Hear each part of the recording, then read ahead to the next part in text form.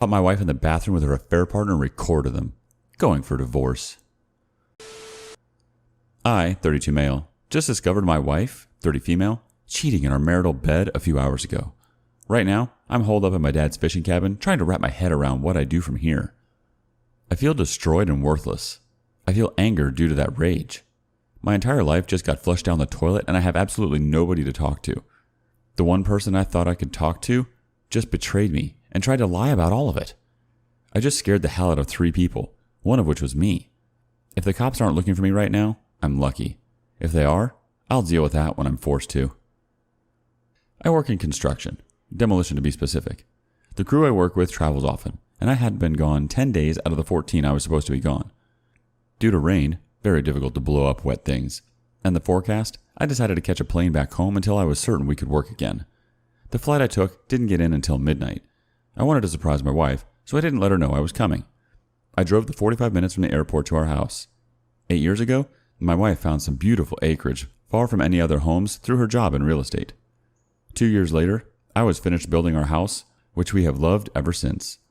We have a 4-car garage, so any cars parked in front is unusual.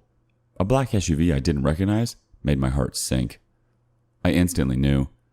I hadn't sensed any troubles with our marriage. We hadn't had any fights. Our sex life was great and frequent, but I knew somehow right then and there what I'd find once I went in. If the car had belonged to a relative of hers who was visiting, she would have let me know. Part of me hoped it belonged to a female coworker who had a little too much wine during a visit and needed to sleep it off. But that would have been highly out of the ordinary. I sat outside the house for at least 15 minutes thinking things through, but I parked my car about 6 inches from the driver's side of the SUV, which was parked beside a retaining wall. Whomever it belonged to wouldn't be entering their car to leave without my say or breaking out a front or back window. I cut off my car and entered through the back door via the deck. I have a concealed carry weapon permit for a gun. I had put on my holster before getting into my car at the airport and driving home. I wasn't afraid for my life, but I was afraid of losing my temper and taking the life of someone else. Walking into my house, everything was quiet. At first, I didn't think anyone was home. But with a finished meal for 2 on the table and a sink full of dishes, I knew something was up. I calmly walked down the hall to our bedroom and slowly turned the knob. I pushed the door open, but didn't hear any commotion or movement at all. The room was pitch black dark. I walked over and turned the light on in the bathroom. When I turned around, there was my wife, completely naked, laying on top of some naked guy I'd never seen in my life. I was crushed. It felt like someone had just laid a 100-pound boulder on my chest. I felt tears well up in my eyes, but I knew tears were pointless and would do nothing to help the situation. I pulled out my phone and began recording. I walked around the bed videotaping the pile of flesh in front of me. It began to sink in that my marriage was over. I realized all of our property would be divided evenly, even though I had been 100% faithful. I suddenly realized the house I built with my own bare hands would have been sold when we divided assets in the divorce. Being physically betrayed felt worse than any pain I could have imagined. Knowing I was getting ready to be financially gutted too nearly made me lose my crap because it seemed so unfair. But I knew dang well I was done with her and would never touch her defiled body again. I was disgusted by what I saw, but mostly at my wife.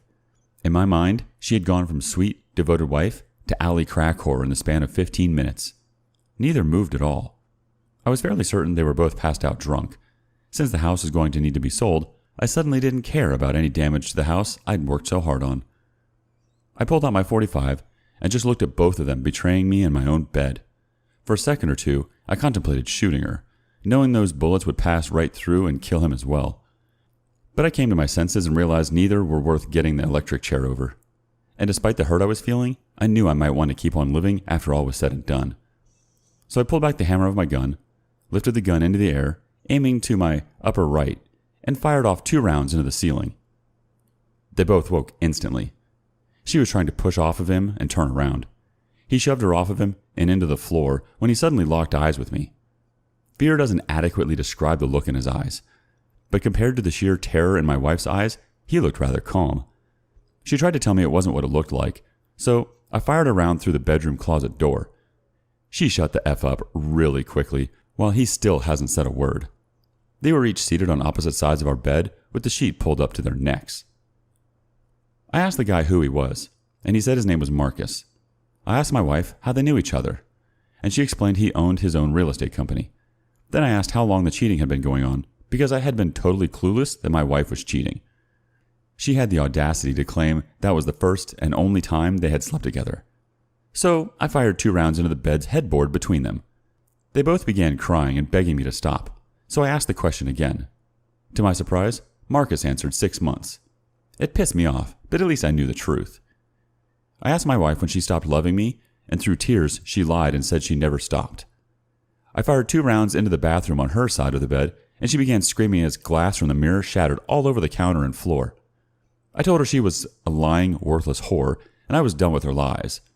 She was clearly having a panic attack, with good reason. But at the moment, I didn't care. I asked the guy if he was married. He replied that he was. I asked if he had children that would miss him. He swallowed before admitting he had 2 children. I told him I truly appreciated him showing me that my wife is a tramp before we 2 had children together. But I asked him if having sex with a cheating slut was worth losing his wife and kids over. He begged me not to tell his wife. I told him to shut up because at that moment she had about a 50% chance of her ending up a widow. For the next 15 minutes, I paced at the foot of the bed, with the gun drawn, just trying to think. I knew holding them there against their will could be deemed me taking hostages. I knew I would have to eventually let them go. I told my wife to get up and go get her car keys. She got out of bed and began to reach down and get her clothes off of the floor and put back on. I told her to stop. Clothes weren't needed, and again to get the keys. She walked down the hall and brought back her keys, handing them to me still crying. I removed the house key and told her she wouldn't be needing it anymore. I knew she wanted to protest. I couldn't do that, and that legally she was right. But a 45 tends to make debating legality moot. I then told Marcus to stand, get his keys and wallet out of his pants, and to follow me. I led him outside toward his car, where I punched him in the face repeatedly until his nose and mouth were bleeding. After I moved my car so he could get into his SUV, I went back, picked up his keys, told Marcus to stand up.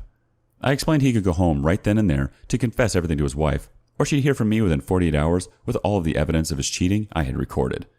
I also explained he had 45 seconds to get off of my property, or a coroner would be escorting him off of the property. The fact he had no clothes on seemed a secondary issue at the moment.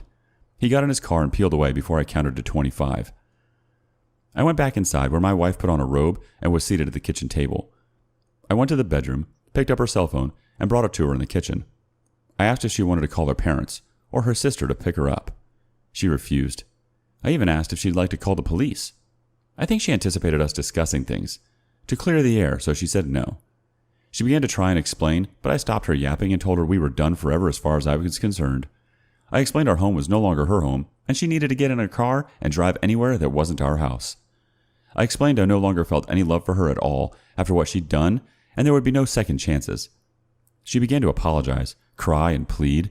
2 rounds fired into the double oven and 1 into the fridge brought blessed silence. Having her nearest neighbor over 2 miles away has its benefits.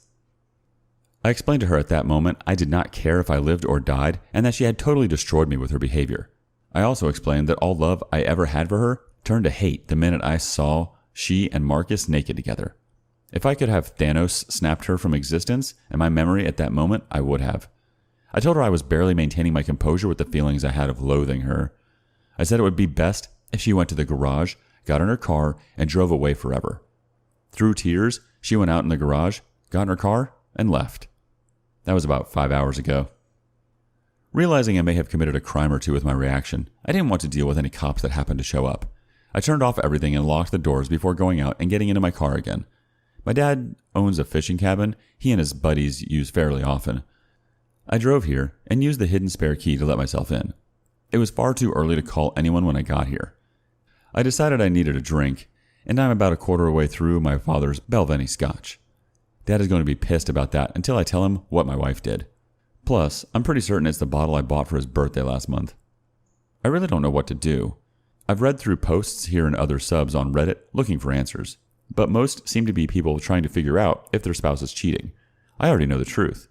Well, I know as much of the truth as I want to know. The reasons for infidelity all ring hollow.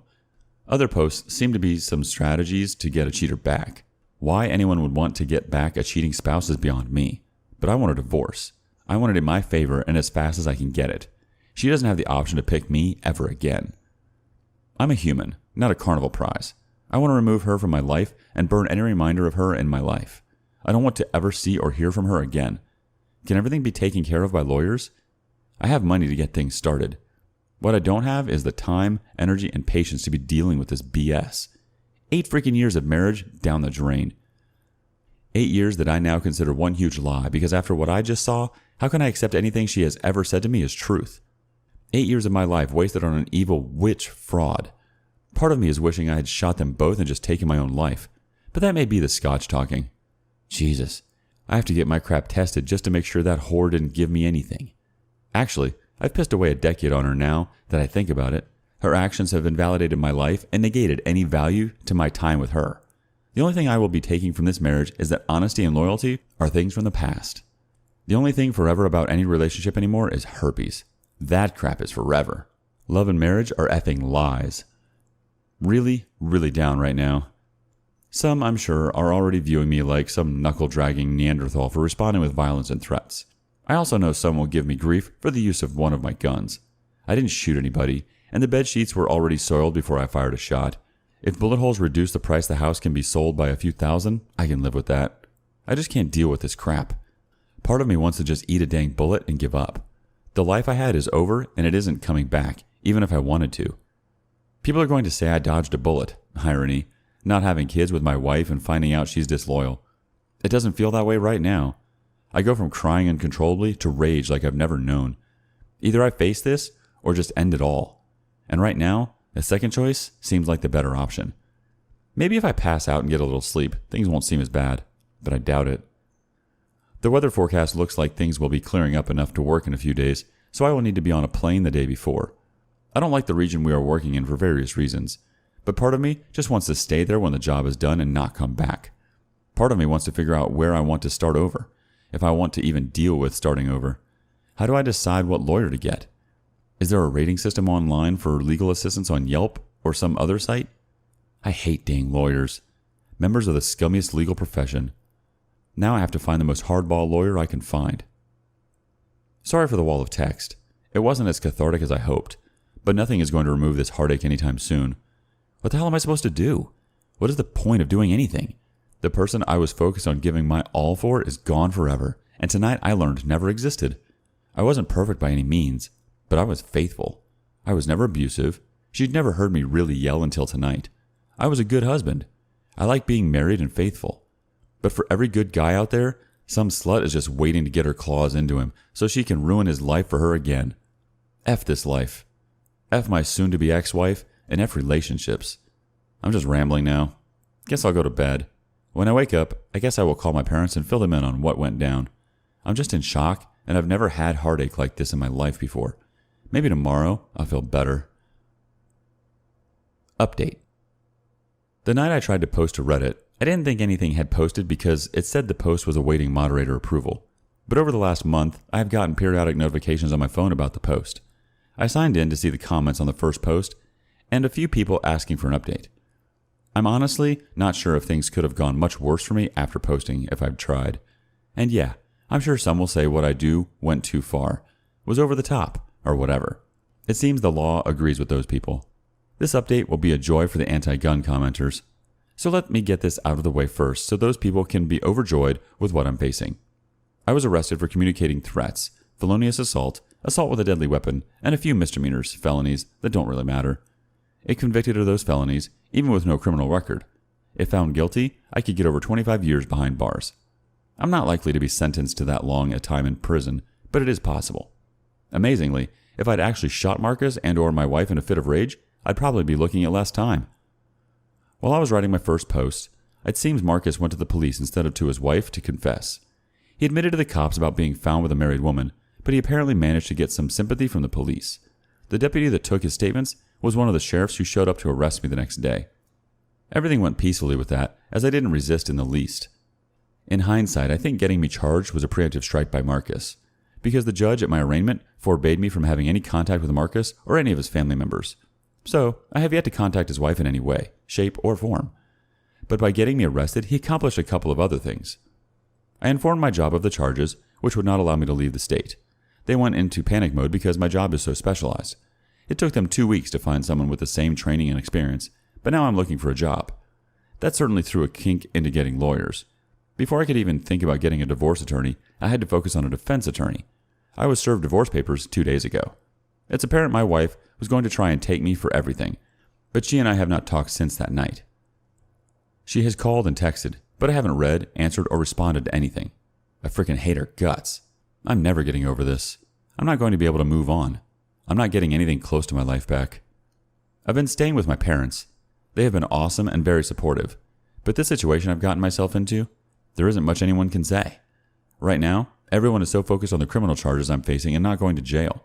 The fact I've lost my wife and future has been put on hold, so to speak, even after getting divorce papers. I've heard my mom crying for me in private. This is destroying my parents as well. They shouldn't be worrying their son will be spending time behind bars. They should be focused on their retirement and enjoying life. I guess I haven't just ruined my own life, but I'll be damned if someone didn't destroy mine. I spend most days holed up in my childhood room waiting for the other shoe to drop.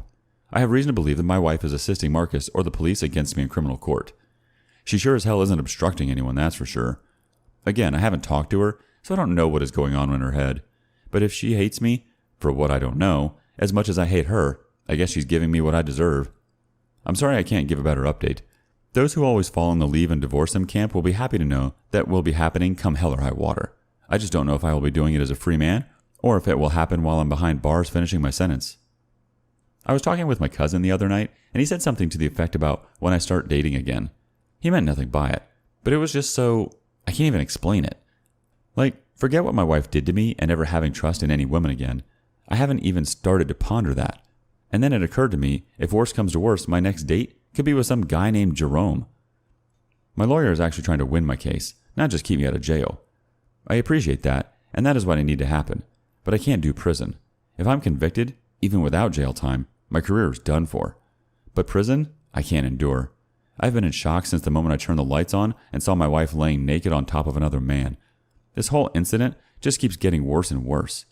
I feel like I'm watching a movie, but can't stop even though I'm disgusted. This sounded a lot clearer in my head than it looks typed out, but that was the best I could do under the circumstances. My life is utter hell right now, and cheating is 100% to blame. Edit. There are several responses in the comment section to questions and comments. I don't have it in me to type all of that out several times. Someone will provide an update in a month or two. If it's me, then great. If not, things got ugly and are only getting uglier. Let's get a couple reactions on this one. Rage, Sadness, All in One says, get a really good lawyer. Extreme emotional distress and crime of passion 101 right here. You discovered them in the act, and I hope your wife and Marcus get what's coming to them. And FYI, the judge said you couldn't have contact with Marcus or his family, but he didn't say other people couldn't. I'd have someone you know contact that wife ASAP via social media as a concerned citizen. Yeah, he's probably already spun the story, but you have the video. Obviously, you can't pass the video along right away, but I would have the friend state there is recorded evidence that will come out in the trial. That should get her thinking. The OP responded, I do have a really good lawyer, and she thinks we will win. I've just come to learn Marcus has some connections or pull with certain people for whatever reason. I don't think the DA would have brought the same charges for everyone. I also think my wife is helping Marcus due to what she apparently told the authorities. She knows the marriage is over. She sure as hell feels no guilt over what she's done. If she did, she couldn't have been doing it. So why not do everything in her power to get me convicted so she can keep everything? She became my hated enemy the minute I saw her being unfaithful. I guess she got that memo and went with it. I really didn't see any of this coming. The red flags just weren't there. Her calls and texting had been consistent. It's like for 6 months she was living a double life. Her other life ended when I was around, and she never thought she'd get caught. Either that, or she's just evil to the core, and it took me catching her to know it. The gloves are off, and she's siding with her affair partner in the hopes none of this gets out. I don't even know what her family thinks or has been told, but I think it's safe to assume they knew something was up over the last month. I know I could leak the evidence to Marcus's wife any number of ways, but my lawyer has seen the footage and may use it for my defense, so it will stay under wraps for now at the very least. I do need to have the footage available to share by someone close to me if I get convicted. They aren't going to give me time to get my affairs in order and flee the country. One more comment from Familiar Entrance 48. If charges are pressed, depose the affair partner and affair partner's wife so she gets to find out about the affair when she is questioned under oath if she knew about her husband's cheating. The threat of this alone will probably make the affair partner back off hard on pressing charges. Also, if your state allows, file a lawsuit against the affair partner, intentional infliction of emotional distress, loss of affection. 2. At the very least, reclaim all the money you are going to lose when your wife divorces you. This also could be used to pressure the affair partner to drop charges, and depending on your wife's continued feelings towards the affair partner, the threat may be enough for her to be more lenient in the terms of divorce. But even if you do go to trial, honestly, I cannot see how a lawyer worth their salt not be able to get you off with the plea of temporary insanity, even with your previous Reddit post being submitted as evidence. If anything, it might be used to prove the temporary insanity. So in short, keep your chin up and use the situation and the law to your advantage by going on the offensive.